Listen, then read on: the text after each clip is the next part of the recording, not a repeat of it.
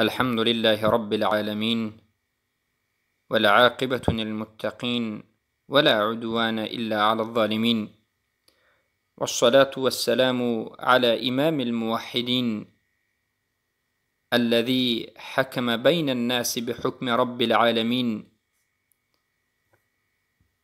وعلى آله وصحبه ومن تبعهم بإحسان إلى يوم الدين. أما بعد، السلام عليكم ورحمة الله وبركاته. بإذن الله سبحانه وتعالى این حلقه 15 از کشف شبهات اهل بدعت در مسئله الحکم بما انزل الله است. کشف نمودن شبهه های اهل بدعت در مسئله حکم نمودن به حکم الله و در مسئله حکم نمودن به حکم غیر الله است. و در این حلقه بیان میکنیم که حکم الله سبحانه و تعالی داخل رکنهای توحید است. توحید دو رکن دارد که به این رکن توحید صحیح نمی شود. این نفی است و این اثبات است. نفی یعنی انکار، کفر به طاغوت، نفی 4 چیز: نفی آلیه، نفی الطواغیت، نفی الانداد والارباب. اثبات نمودن الله، اثبات 4 چیز: اثبات قصد و اراده الله، اثبات عظمت الله، اثبات محبت و رجای الله، اثبات خوف الله سبحانه و تعالی. پس لا اله الا الله هم دو رکن دارد، نفی است و اثبات است. لا اله الحق این نفی است، الا الله اثبات است. پس بدانید که انمین حکم الله نازل کرده که در قرآن و سنت نازل شده است. نظام الله، حکمهای الله داخل رکن کلمه توحید است، در داخل کلمه رکن توحید است. سبحان الله. چگونه که در حلقه گذشته به شما بیان کردیم که حکمهای الله یعنی حکم الله داخل ربوبیت است، داخل توحید ربوبیت است، و اینچنین داخل توحید الوهیت است، داخل عبادت است یعنی عبادت است. حکم این ربوبیت است، حکم این الوهیت الله است. حکم این اگر بگم از توحید الوهیت است، بعد از این از عبادت است. حکم این از لا اله الا الله است، و حالا باشد میگیم که حکم این از رکن لا اله الا الله است. به هر یک مسلمان فرض عین است که اثبات بکند حکم الله را و حکم را تنها به الله اثبات بکند، یک و یگانه، و ایمان بیاورد که تمام حکم از آن الله است و صاحب تمام حکم این الله است، یکتا و تنها و خودش. و ایمان بعد از آوردنش همین حکمهای الله را قبول بکند و اطاعت بکند و عمل به حکمهای الله بکند. این اثبات است، یعنی اثبات کرد، حکم الله را اثبات کرد. و بعد از این باید نفی بکند، انکار بکند، کفر ورزد به حکمهایی که حکمهای غیر الله است، به تمام حکمهای غیر الله، حکمهای انسان برآورده کفر بورزد، به حکمهای طاغوت و طواغیت کفر ورزد، انکار بکند، رفض بکند، سرکشی بکند به این حکمها. انمین فرض عین است، یعنی اثبات حکم الله، انکار حکم غیر الله. این از ارکان توحید است. دلیل به این گفته از کجا است؟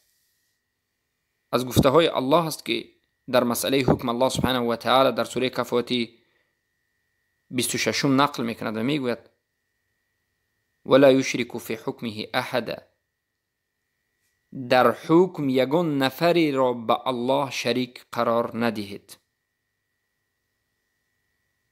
در مسئله حکم هیچ کسی را به الله شریک قرار ندهید، یعنی یگان کس در حکم همراه الله برابر نیست، یعنی هیچ کسی مثل الله حکمی ندارد. و به دیگر معنی بگید حکم یگان کسی را بجز الله قبول نکنید. وقتی که حکم کسی دیگری را بجز الله قبول کردید یعنی با الله شریک قرار دادید، مشرک شدید. در جای دیگر الله میگه در سوره اعراف 54 الا له الخلق والامر، بدانید، آگاه باشید که خلق و امر یعنی حلال و حرام کردن، جایز و ناجایز کردن، ممکن و ناممکن کردن، این همه از آن الله است، صاحبش الله است. هیچ کسی بجز الله حق ندارد که جایز یا ناجایز یا حلال یا حرام، ممکن و ناممکن بگوید. اگر کسی هم پیدا شد و گفت این را قبول نکنید، انکار بکنید، پیروای این چنین انسان ها نباشید. در جای دیگر سوره انعام آیه 62 گفت الا له الحکم، آگاه باشید که حکم از آن الله است. حکم حلال و حرام و جایز و ناجایز و امر و نهی. و در جای دیگر حکم غیر خودش را انکار کرد و از جاهلیت نامید. و در جای دیگر حکم غیر خودش را طاغوت نامید. و در جای دیگر حکم غیر خودش را مطلقاً انکار کرد. سوره انعام آیه 114 الله گفت افغیر الله ابتغی حکما، بگو ای محمد که آیا غیر الله من حاکمی را میخواهم؟ نه والله. پس هر کسی که به حکم غیر الله حکم کرد، هر کسی که اراده حکم غیر الله، قصد حکم غیر الله را کرد، هر کسی که در تطبیق حکم غیر الله کوشش کرد و حرکت کرد، هر کسی که دفاع حکم غیر الله را کرد، هر کسی که لشکر حکم غیر الله شد، به تحقیق مشرک شد، به تحقیق شرک در ربوبیت را انجام داد. سبحان الله، شرک در طاعت را، شرک در ربوبیت را انجام داد. و هر کسی که تحاکم، مراجعت به حکم غیر الله، به سودهای غیر الله، به سودهای طاغوت ساخته رفت، مراجعت کرد به محکمه های غیر شرعی، مشرک در الوهیت شد. برای مسلمان ضرور است که اثبات حکم الله بکند و حکم غیر الله را انکار بکند تا که مسلمان بودنش باقی بماند، تا که مؤمن بشود.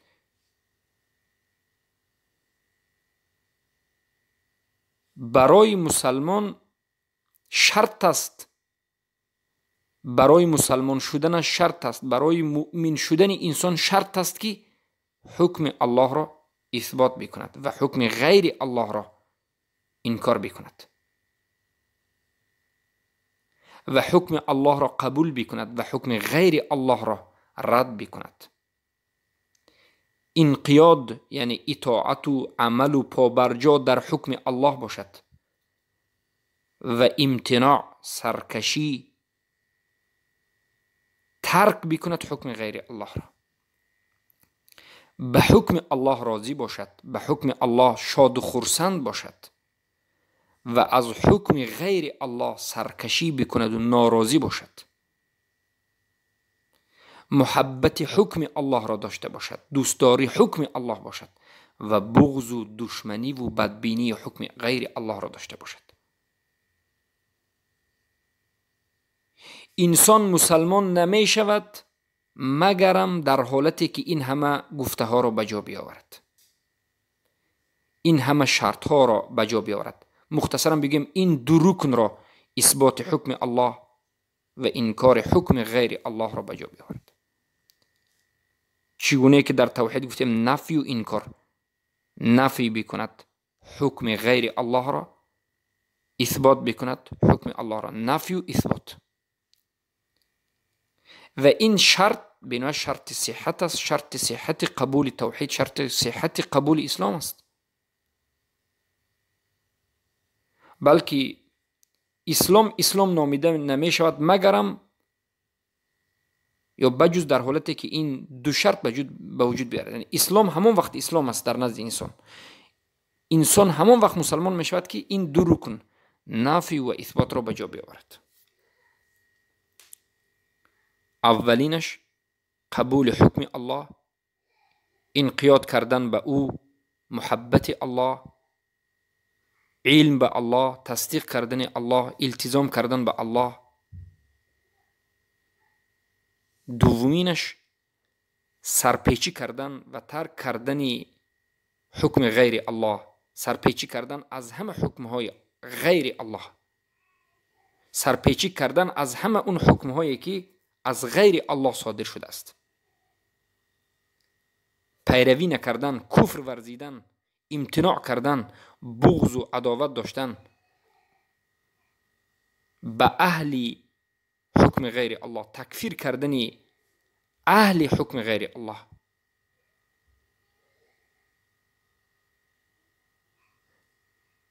به انسان منفعت نمی بخشد حکم کردن به شریعت اسلام مگرم همون زمانه که انسان کفر به حکم طاغوت ورزد. یعنی یک انسان به حکم الله حکم میکند، به حکم الله عمل میکند، اما به حکم غیر الله کفر نمی ورزد، در این حالت هیچ فایده به او نمی دهد. پس انسان وقتی که حکم الله را قبول کرد باید حکم غیر الله را انکار بکند، حکم طاغوت را. انسانی که مؤمن به حکم الله هست باید کافر به حکم غیر الله باشد. اگر انسان مؤمن به حکم الله و مؤمن به حکم جاهلیت و طاغوت و مؤمن به حکم غیر الله باشد، این مسلمان نیست. سبحان الله. یک قاعده وجود دارد که این قاعده به نوع قاعده معروف است که علما میگویند لا یجتمع قبولان و انقیادان لامرین متناقضین فی قلب مطلقا. در قلب یک انسان در یک عملی که ضدیت وجود دارد هم دو قبول وجود ندارد، دو عمل وجود ندارد. بمانند این که مثل حکم، یک حکم وجود دارد حکم الله، یک حکم غیر الله. حکم الله به حکم غیر الله ضد است، حکم غیر الله به حکم الله ضد است. این ناممکن است که یک انسان در قلبش هم حکم الله را قبول کند هم حکم غیر الله را قبول کند. این ناممکن است. پس شرطی عمل کردن و پابرجا بودن در شریعت الله سبحانه و تعالی و در حکم الله این است که شریعت غیر الله را ترک بکند، حکم غیر الله را ترک بکند. هیچ وقت در قلب انسان حکم الله چگونه که گفتیم و حکم طاغوت مطلقاً جایگیر شده نمیتواند. این ناممکن است. از همین جهت انسان ها در این مسئله به دو قسم تقسیم میشند. یا که حکم الله را قبول کرده اند، مؤمن به حکم الله هستند و کافر به حکم طاغوت و کافر به حکم غیر الله هستند. یعنی اینها مؤمن واقعی هستند که حکم الله را قبول میکنند، مؤمن هستند به حکم الله و حکم غیر الله را انکار میکنند. قسم دوم یا انسان هایی هستند که مؤمن به حکم طاغوت هستند و مراجعت و متحاکم به سوی حکم طاغوت هستند که اینها کافر به حکم الله هستند. این دو گروه وجود دارد. یا انسان به حکم الله مؤمن می شود و ایمان می آورد و کافر به حکم طاغوت می شود و حکم طاغوت را انکار می کند، یا که ایمان به حکم طاغوت می آورد، مؤمن به طاغوت می شود و انکار حکم الله می کند و کافر به حکم الله می شود. قبیله یا که طبقه یا فرقه سوم یا مذهب سوم وجود ندارد. پس هر کسی که بین حکم بما انزل الله و کفر ورزیدن به حکم غیر الله بین هر دو این چیز جمع نکند او موحد نیست. یعنی انسان همان وقت موحد می شود که به حکم الله ایمان و مؤمن شود و کافر به حکم طاغوت و حکم جاهلیت و حکم غیر الله شود. در همین حالت موحد است. پس خود شما امروز نظر بکنید به این فرقه ها، به این مشرک ها، به این مسلمان های زمانوی، مسلمان های بگیم تردیسیونی، مسلمان های عرفی، مسلمان های زمانوی، مسلمان های نوین، مسلمان های سوریمنی. این مسلمان ها میگن که ما مؤمنیم، ما مسلمانیم، اما حکم غیر الله را میخوایم. والله اینها به همین اعلانشان و به همین شعارشان مشرک و کافر در حکم الله شدند. بارک الله فیکم. و ما باید خوب درک بکنیم و از همین جهت گشته و برگشته نازکی های این مسئله رو بیان میکنیم و به شما بیان میکنیم که حکم الله این چیز عادی نیست. این به توحید ربوبیت تعلق دارد. یعنی حکم الله از توحید ربوبیت است، از توحید الوهیت است، از توحید اسما و صفات است، از عبادت است، از لا اله الا الله است، از رکنهای توحید است، از شرطهای لا اله الا الله است. هر کسی که حکم الله را سبحان الله انکار میکند یا که حکم الله را قبول میکند و حکم غیر الله را هم قبول میکند، یا که حکم الله را بله درست و واجب میداند و اما در این زمان حکم غیر الله را کردنش را درست میداند و دیگر علاج نیست میگوید، توحید ربوبیت، توحید الوهیت، توحید اسما و صفاتش شکست است. مشرک در ربوبیت، مشرک در الوهیت، مشرک در اسما و صفات، مشرک در عبادت، مشرک در لا اله الا الله و رکنهای توحیدش شکسته و نابود شده است. اگر نظر بکنید علاقه حکم الله سبحانه و تعالی به شرطهای صحت لا اله الا الله را، یعنی سوال بکنید که اگر سوال شود که آیا حکم الله به شرطهای صحت الله علاقه دارد؟ بله برادرم و خواهرزم، حکم الله به شرطهای صحت لا اله الا الله تعلق دارد، به شرطهای علم، یقین، صدق، اخلاص، محبت، قبول، انقیاد، همش. الله اکبر. هر کسی که به حکم نازل کرده الله حکم نکند، هر کسی که به حکم نازل کرده الله حکم نکند، به شریعت الله نازل کرده حکم نکند، پس او به تحقیق جاهل است به مقتضا، یعنی به طلبات کلمه توحید. جاهل مانده است از لا اله الا الله، معنای لا اله الا الله را نفهمیده است، چگونه که باید فهمد نفهمیده است. سبحان الله. پس هر کسی که به حکم غیر الله نازل کرده حکم میکند، یعنی به حکم های انسان ساخته حکم میکند، او یقین ندارد. یقین شرط صحت دوم لا اله، اول علم است، دوم یقین است. یقین، او یقین به الله ندارد، باوری کامل به الله ندارد، بلکه او شک به حکم الله دارد. او یقین به حکم الله ندارد، او یقین به الله ندارد، او شک به حکم الله دارد.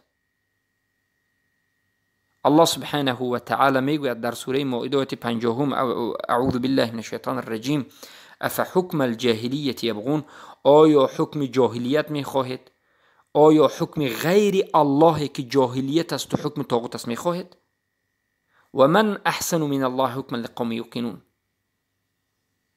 و کیست آنی که حکمش زیباتر از حکم الله باشد به قومی با عقلان؟ یعنی زیباترین و کاملترین و با عدلترین حکم این حکم الله است. برای کی؟ برای کسانی که یوقنون، کسانی که یقین دارند. اما کسانی که یقین ندارند اونها حکم الله را میگن در این زمان نمی شود، در این زمان خوب نیست، در این زمان دموکراتی است و اون است و آن است، والعیاذ بالله. پس هر کسی که به غیر نازل کرده الله، به غیر قرآن و سنت حکم بکند، صدق ندارد. شرط صحت سوم لا اله الا الله صدق در قول لا اله الا الله ندارد. او دروغگو است و کاذب است و کذاب است. هر کسی که به حکم نازل کرده الله حکم نکند و حکم به غیر حکم الله نماید، اخلاص ندارد. اخلاص در حکم الله ندارد، بلکه واقع به شرک شده است. و در جمله اخلاص در لا اله الا الله نکرده است. هر کسی که حکم به غیر حکم نازل کرده الله بکند، آن حکمی که الله به بندهاش واجب نکرده است، یعنی حکم غیر خودش، حکم غیر الله را الله به کسی انجام دادنش را واجب یا که شریعت یا که دوست نداشته است، پس هر کسی که به حکم غیر الله حکم بکند، او الله را دوست ندارد، او شریعت را دوست ندارد، او لا اله الا الله را دوست ندارد. چرا که اگر الله و شریعت و لا اله الا الله را دوست نداشت، به حکم الله و شریعت و به حکم لا اله الا الله حکم میکرد. این محال است، این ناممکن است که انسان اللهش را دوست دارد، ربش را، الهش را دوست دارد و بعد از این به اللهش شریک را در عبادت یا در حکم قرار بدهد یا پیروی از امرهای غیر الله بکند. اگر الله را دوست دارد البته پیروی از الله میکند. در سوره آل عمران آیت 31 الله میگه بگو ای محمد صلی الله علیه و سلم این کنتم تحبون الله فاتبعونی یحببکم الله، اگر شما در حقیقت الله را دوست بدارید پیروی از من بکنید، الله هم شما را دوست می‌دارد. پس ای کسانی که خود را مبارز می‌شمارید، خود را مسلمان می‌دانید، اما در تحقیق حکم غیر الله حرکت می‌کنید، بدانید که شما این دعواهای شما دروغ است. شما نه اسلام را دوست می‌دارید نه الله را دوست می‌دارید. چرا که اگر الله را دوست می‌داشتید، شریعت الله را دوست می‌داشتید، لا اله الا الله را دوست می‌داشتید، برای تطبیق و تحقیق حکم غیر الله حرکت نمی‌کردید، خودتون را، حیات خود را به غیر حکم الله نمی‌بخشیدید. و یکی از شرط‌های لا اله الا الله، شرط صحت لا اله الا الله بعد از اخلاص، این قبول است که رد را، انکار را نفی میکند. برای مسلمان ضرور است، فرض عین است که لا اله الا الله را قبول بکند و تمام چیزهایی که در درون لا اله الا الله است همون را هم قبول بکند و از جمله آن حکم به شریعت الله، حکم کردن به شریعت الله، این در درون لا اله الا الله است. هر کسی که حکم الله را انکار بکند، رد بکند یا قبول نکند یا که حالا زمانش نیست بگوید، پس او شرط صحت قبول لا اله الا الله را به جا آورده است. هر کسی که به حکم نازل کرده الله حکم نکند، یعنی به حکم غیر الله حکم بکند، در حقیقت شرط صحت دیگری لا اله الا الله که انقیاد است نابود شده است، در نزد او نابود شده است. او هیچ انقیاد به لا اله الا الله ندارد، هیچ عملی به لا اله الا الله ندارد. انقیاد یعنی این ضد ترک است. انقیاد ضد ترک، ضد امتناع است. انقیاد یعنی همیشه عمل کردن به شریعت است، پا بر جا بودن، ثابت قدم بودن بر شریعت است. شکننده انقیاد، شکننده این شرط صحت لا اله الا الله همین است که انسان عمل نکند، انجام ندهد، ترک بکند شریعت الله را، حکم الله را. پس حکم به تمام شرط های صحت لا اله الا الله، به 7 شرط صحت لا اله الا الله علاقه دارد. هر کسی که به حکم الله نازل کرده حکم نکند پس شرط های صحت لا اله الا الله در نزد او به جا آمده است. او کافر است. به این دلیل است قول الله سبحانه و تعالی که الله میگه الم تر الى الذين يزعمون انهم آمنوا بما انزل اليك وما انزل من قبلك يريدون ان يتحاكموا الى الطاغوت وقد امروا ان يكفروا به. سوره نساء 60. ای محمد صلی الله علیه و آله، آیا دیدی کسانی را که دعوا میکنند، ادعا میکنند که آنها ایمان به الله آوردند، در حالتی که بله یک انسان های هستند که میگن که ما ایمان به الله آوردیم، ایمان به قرآن آوردیم، ایمان به کتاب هایی که پیش از تو ای محمد آمده بود، به دیگر کتاب هم ایمان آوردیم، اما بعد از این میخواهند، اراده میکنند که تحاکم یعنی مراجعت به سوی حکم های طاغوتی بکنند، در حالتی که الله امر کرده بود که کفر ورزند به حکم طاغوت ها. به سبب یک اراده کردن به سوی طاغوت، به سوی حکم طاغوت، اراده کردنی سودهای طاغوتی، محکمه های طاغوتی، اراده کردنی مراجعتی سودها و محکمه های غیر شرعی، اونها را از اسلام بیرون کرد، اونها را کفار کرد، اونها را دروغگو کرد. سبحان الله. پس ببینید که کسی که به حکم غیر الله حکم میکند یا حکم غیر الله را میخواهد یا به خاطر حکم غیر الله حرکت میکند، تطبیق حکم غیر الله را میخواهد، رکنهای توحیدش وجود ندارد و این 7 شرط لا اله الا الله هم در اون وجود ندارد و او کافر است.